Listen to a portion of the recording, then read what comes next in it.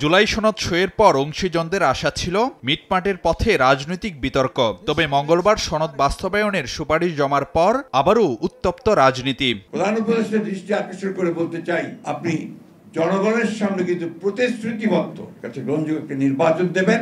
এর থেকে বাইরে যদি যান তার দায় দায়িত্ব সম্পূর্ণ আপনাকেই বহন করতে হবে। কোনো কারণে যদি জাতীয় নির্বাচন সঠিক সময় নাও হইতে পারে, আমরা আশা করি সঠিক সময় ইনশাল্লাহ হবে, তখনও তো জুলাই সনদ তো আমাদের পাশ করতে হবে। এবারের রাজনৈতিক বিতর্কের নেপথ্যে ঐকমত্য কমিশনের সনদ বাস্তবায়নের সুপারিশে নোট অব ডিসেন্ট বা ভিন্নমতের প্রসঙ্গ না রাখা, সনদ স্বয়ংক্রিয় প্রতিস্থাপন ও গণভোটের সময় নিয়েও পাল্টাপাল্টি অবস্থানে রাজনৈতিক দলগুলো।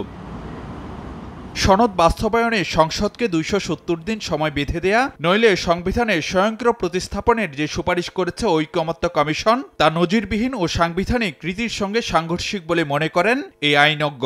জানান, সার্বভৌম সংসদকে কেউ কিছু বেঁধে দিতে পারে না। কনস্টিটিউশনে যে বিষয়টা নেই সেটা আদালত তো বলতে পারবে না যে ২৭০ দিনের মধ্যে না হলে এটা কনস্টিটিউশন অটোমেটিক্যালি সন্নিবেশিত হয়ে যাবে। সুতরাং নজিরের তো প্রশ্নই আসে না, এরকম কোনো বিষয় অতীতে কখনো হয়নি। কনস্টিটিউশন যে কোনো বিধানকে যদি সন্নিবেশিত করতে হয় সেটা সংসদ ছাড়া সম্ভব নয়। কমিশন কোনো সুপারিশ করলে এটা সুপারিশ পর্যন্তই থাকবে, কিন্তু এটা অটোমেটিক্যালি কনস্টিটিউশনের মধ্যে সন্নিবেশিত হয়ে যাবে, এটার আসলে কোনো কনস্টিটিউশনাল বা আইনগত ভিত্তি নেই। সংসদ will not be dictated by anybody.